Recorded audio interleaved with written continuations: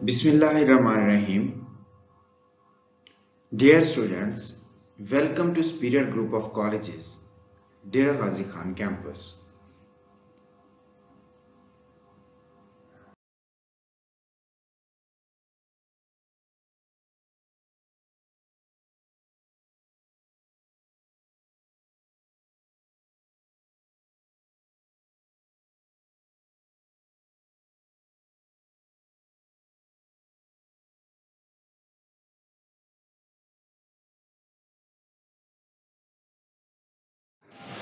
Now, first of all, Lean's method of liquefaction. Lean's has employed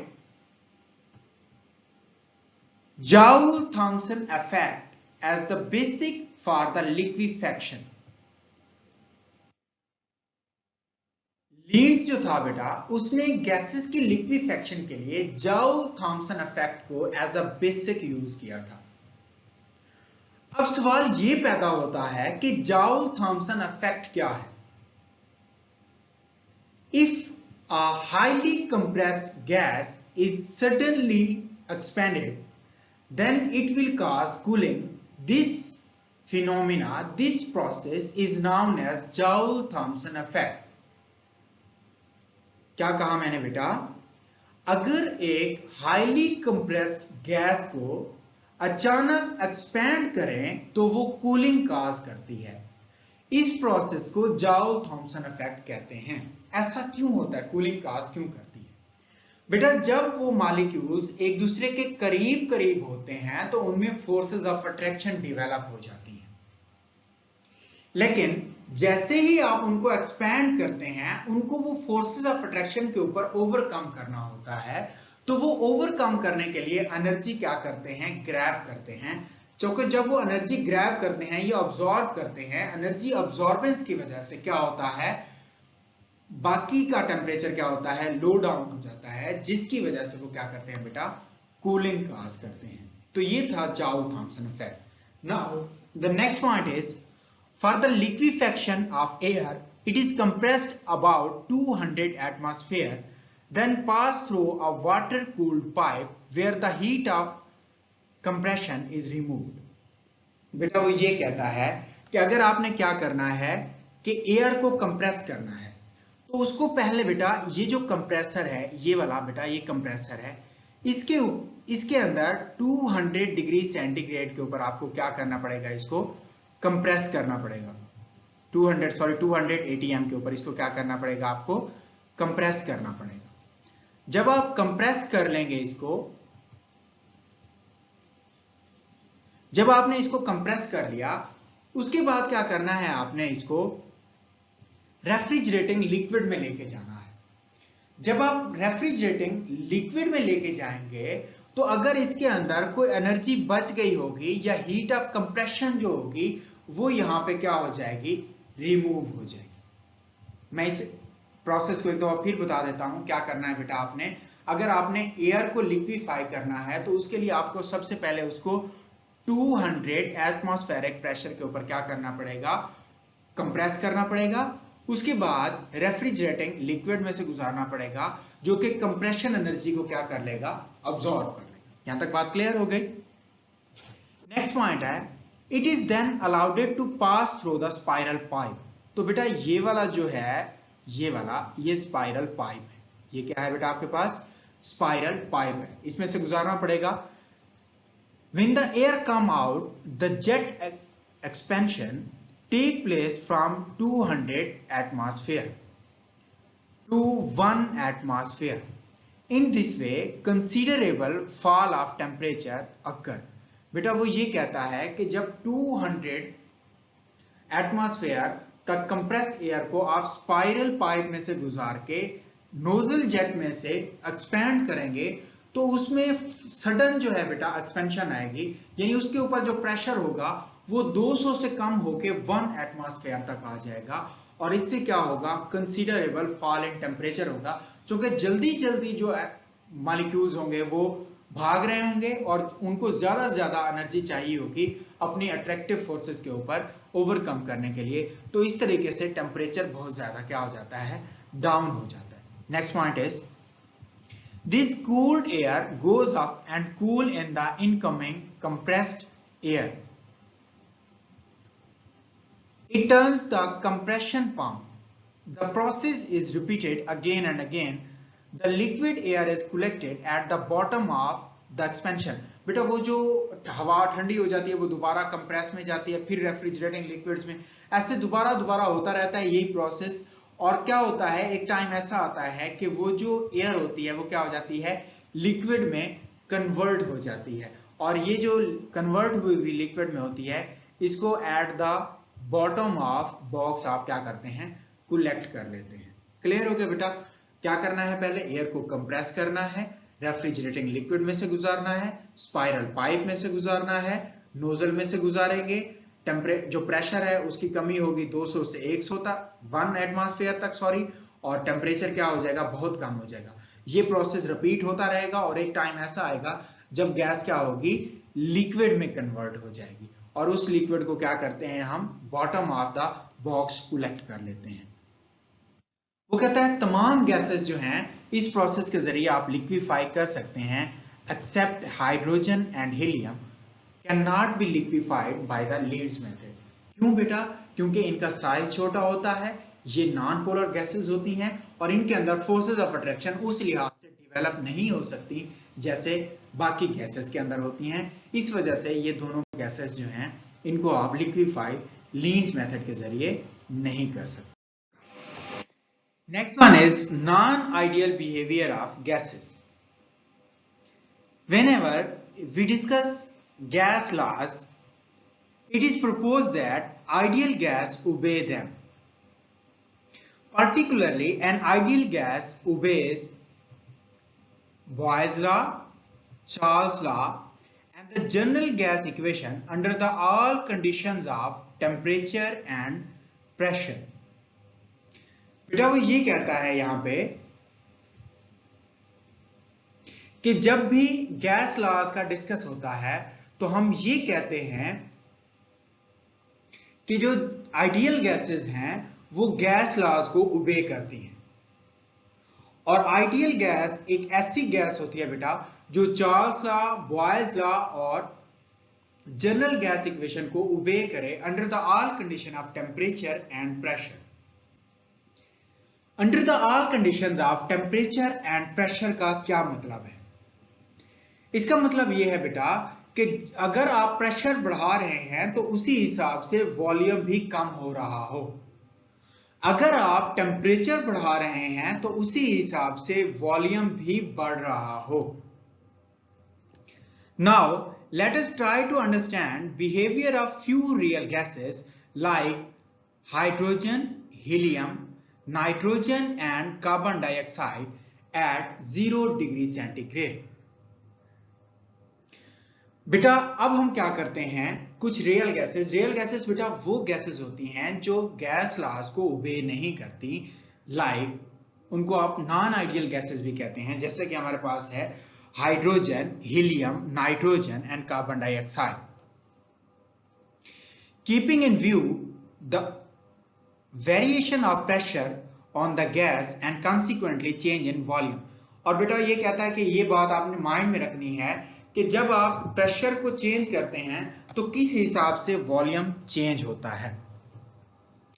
अब बेटा इनके behaviour को स्टडी करने के लिए हमें क्या करना पड़ेगा, सबसे पहले for this purpose first of all plot a graph between pressure on x axis, जिसमें आपके पास प्रेशर क्या होना चाहिए बेटा, एक्स एक्सिस के ऊपर होना चाहिए, and the PV over NRT, PV over NRT ये जो है बेटा ये आपके पास किसके ऊपर होना चाहिए, वाई एक्सिस के ऊपर होना चाहिए. और ये किसके लिए होगा बेटा, आइडियल गैस के लिए होगा.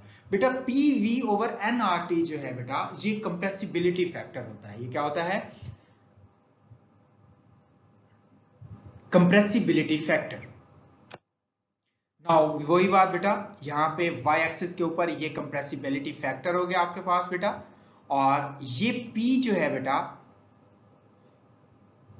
ये क्या है आपके पास, प्रेशर है बेटा किसके ऊपर, एक्स एक्सिस के ऊपर.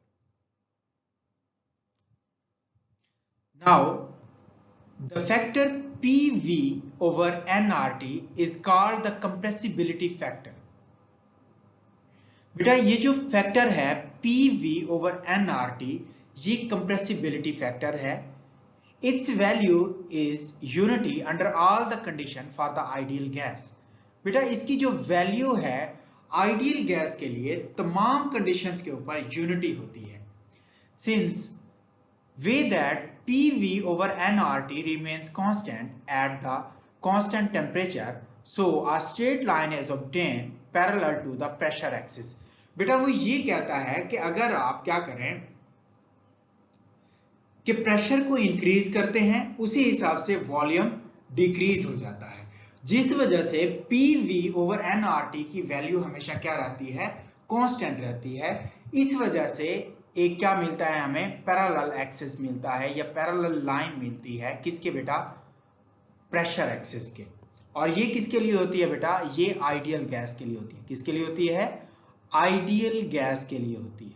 किसके लिए, आइडियल गैस के लिए. क्लियर हो गया बेटा, कोई प्रॉब्लम तो नहीं है इसमें, ठीक है.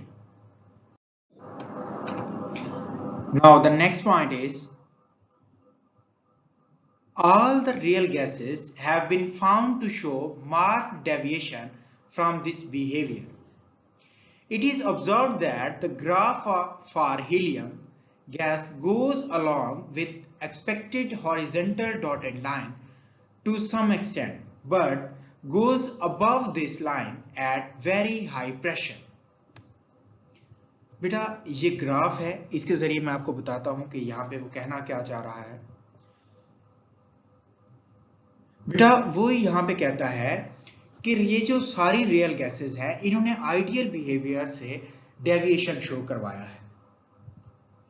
यानी चारों गैसेस के बारे में बता रहा है. पहले वो बताता है कि हमें ये भी पता है कि ये वाली जो स्ट्रेट लाइन है हमारे पास, ये वाली, ये आइडियल गैस के लिए है. ये किसके लिए है बेटा, आइडियल गैस के लिए. वो ये कहता है कि जब हमने इसके बिहेवियर को ऑब्जर्व किया गैसेस के, तो हमने देखा ये जो हीलियम है ये स्टार्ट में इतनी ज्यादा डेविएशन शो नहीं करवा रहा था, लेकिन जैसे ही हायर प्रेशर की तरफ गया तो इसने ज्यादा डेविएशन करवाना शो शुरू कर दिया. क्यों ऐसा किया, क्यों ज्यादा डेविएट हुआ बेटा, उसकी क्या रीजन हो सकती है कि लोअर प्रेशर के ऊपर वो इतना ज्यादा डेविएट नहीं कर रही थी, लेकिन हायर प्रेशर पे जैसे ही गई इसने डेविएट करना शुरू कर दिया. It means that at very high pressure decrease in volume is not according to general gas equation and value of PV over nRT, which is also known as compressibility factor, has increased from the expected values. With this type of behavior, we would say that the gas is non-ideal. बेटा वो ये कहता है कि high pressure के ऊपर उसने deviation इस वजह से शो करवाई कि हाई प्रेशर के ऊपर डिक्रीज इन वॉल्यूम उस तरह से नहीं हुआ जिस तरह से हम एक्सपेक्ट कर रहे थे. अगर डिक्रीज इन वॉल्यूम उस तरीके से नहीं हुआ जिस तरीके से हम एक्सपेक्ट कर रहे थे बेटा, तो जब value of PV over nRT होगी वो भी फिर इंक्रीज करना शुरू कर देगी. जब वो इंक्रीज करना शुरू कर देगी तो फिर क्या होगा बेटा कि आइडियल लाइन से डेविएशन ज्यादा होना शुरू हो जाएगी. जैसे जैसे उसकी वैल्यू बढ़ती जाएगी डेविएशन भी क्या होती जाएगी, वैसे वैसे बढ़ती जाएगी. इस वजह से बेटा हीलियम को हम क्या कहते हैं, नॉन आइडियल कहते हैं. And the next point is in case of H2 the deviation start even at low pressure in comparison to helium and to show a decrease in PV over nRT value at the beginning and show marked deviation even at low pressure than H2. CO2 has a very strange behavior and as it evident from the graph. Helium के बाद बेटा बाकी तीनों gases के बारे में वो कहता है.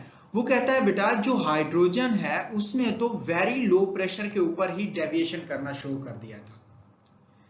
इसके बाद वो कहता है कि नाइट्रोजन जो है बेटा इसने decrease in the value of compressibility factor show किया, जिस वजह से इसने क्या किया बेटा, नेगेटिव डेविएशन शो की। इसने क्या किया बेटा, नेगेटिव डेविएशन शो की। इसी तरीके से वो कहता है कि कार्बन के केस में ये जो डेविएशन था ये बहुत ज्यादा था, यानी decrease in value of PV over NRT क्या होगा, बहुत ज्यादा होगा। इस वजह से इन्होंने क्या किया, आइडियल गैस से डेविएशन भी ज्यादा शो करवाया।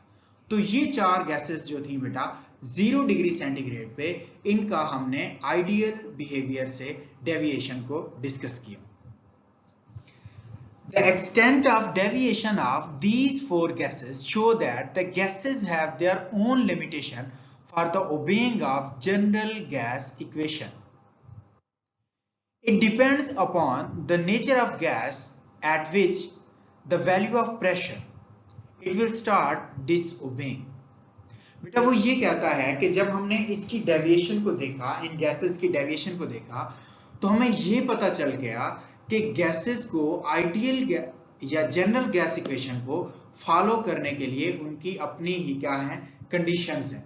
अगर वो उन कंडीशंस पे नहीं आती तो ये क्या करना शुरू कर देती हैं, डिसओबेइंग करना शुरू कर देती हैं आइडियल गैस से या general gas. Next point is when we study the behavior of all these four gases at elevated temperature 100 degrees centigrade, then graph come closer to the expected straight line and the deviation are shifted toward higher pressures. This means that increase in temperature make the gases ideal. बेटा आप इन सब graphs के अंदर आप देखें, इन सब lines के अंदर देखें, पहले कार्बन की कितनी ज्यादा डेविएशन थी, अब कम हो गई है। नाइट्रोजन भी अब पॉजिटिव डेविएशन में आ गया है, हाइड्रोजन भी, और हीलियम भी बहुत दूर जाके डेविएट शो कर रहा है। इसका मतलब ये हुआ कि गैसेस जो है बेटा वो हाई टेम्परेचर के ऊपर क्या हो जाती हैं, आइडियल होना स्टार्ट हो जाती हैं। This discussion on the basic experimental observation convince us that, ये जो हमने डिस्कशन की है बेटा इसका कंक्लूजन क्या है, इसका कंक्लूजन है बेटा gases are ideal at low pressure and non ideal at high pressure. वही बात बेटा कि लो प्रेशर पे थोड़ा डेविएशन था, हाई प्रेशर पे क्या था, ज्यादा डेविएशन था। तो it means gases are ideal at low pressure and non ideal at high pressure. Next, gases are ideal at high temperature and non ideal at low temperature. वही बात जो हमने ग्राफ से देखी कि जब आपने टेम्परेचर को इंक्रीज किया तो गैसेस क्या हो गए बेटा, आइडियल बिहेवियर ज्यादा शो करने लग गए, जबकि लो टेम्परेचर पे ऐसा नहीं था। तो ये दो कंसीडरेशंस थी। पहली ये gases are ideal at low pressure and non ideal at high pressure. Second is gases are ideal at high temperature and non ideal at lower temperature. Now the next one is causes for the deviation from the ideality, कि बेटा ये gases ने ideality से deviate क्यों किया, यानी जो हम एक्सपेक्ट कर रहे थे वो हमें क्यों नहीं दिया, तो उसकी वजह हम जानते हैं। It was van der Waal in 1873 who attributed the deviation of real gases from ideal behavior to of the 8 postulates of kinetic molecular theory. These postulates are, बेटा वो ये कहता है कि van der Waal ने 1873 के अंदर ये कहा कि ये जो डेविएशन आ रही है ये दो पोस्टुलेट्स की वजह से आ रही है, जो कि काइनेटिक मॉलिक्यूलर थ्योरी के अंदर हमने डिस्कस किए थे। वो कौन कौन से थे बेटा? There is no forces of attraction among the molecules of gases, यानी गैस के मॉलिक्यूल्स के दरमियान कोई फोर्सेस ऑफ अट्रैक्शन नहीं होंगी। और दूसरा था actual volume of a gas is negligible as compare to the volume of the vessel. ये दो पॉइंट्स हमने पढ़े थे ना बेटा, यही कहता है कि इन दो पॉइंट्स की वजह से जो आपकी गैसेस थी वो क्या करती थी, डेविएशन शो करती थी आइडियल बिहेवियर से। When the pressure on the gas is high and the temperature is low, then attractive forces among the molecules become significant, so ideal gas equation PV is equal to nRT does not hold. बेटा वो ये कहता है कि जब क्या करें आप टेम्परेचर क्या करें बेटा लो रखें और प्रेशर हाई हो, तो जो इंटरमॉलिक्यूलर फोर्सेस होती हैं या जो अट्रैक्टिव फोर्सेस होती हैं वो क्या हो जाती हैं, सिग्निफिकेंट हो जाती हैं, जिस वजह से आप उनको नेग्लिजिबल नहीं कह सकते। और PV is equal to nRT does not hold, उसके बाद PV is equal to nRT की कोई अहमियत नहीं रहती। Actually, under these conditions, the gas does not remain ideal. और इन conditions के अंदर एक गैस आइडियल रहती भी नहीं है। The actual volume of the molecules of the gases usually very small as compared to the volume of vessel, hence it cannot be neglected. बेटा वो ये कहता है कि एक्चुअल वॉल्यूम जो गैसेस का होता है, नो डाउट कि वो बहुत कम होता है as compare to volume of vessel, लेकिन आप उसको निगलेक्ट नहीं कर सकते। यहाँ पे देखें बेटा, ये लेट्स सपोज करते हैं कि ये वॉल्यूम ऑफ वेसल है और ये क्या है बेटा, एक्चुअल वॉल्यूम है, तो क्या आप इसको निगलेक्ट कर सकते हैं? नहीं कर सकते ना। तो बेटा यही वो कहता है कि एक्चुअल वॉल्यूम बेशक बहुत कम होता है, लेकिन आप उसको निगलेक्ट नहीं कर सकते। This volume, however, does not remain negligible when the gas is subjected to high pressure. This can be understood from the following. बेटा ये सारा देखें, जैसे मैंने यहाँ पे पहले बताया है आपको कि हाई प्रेशर भी लगा दें फिर भी ये गैस का ये जो वॉल्यूम है आप इसको निगलेक्ट नहीं कर सकते। ठीक हो गया बेटा? तो ये था बेटा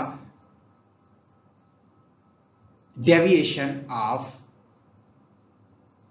gases from the ideal behavior and their causes.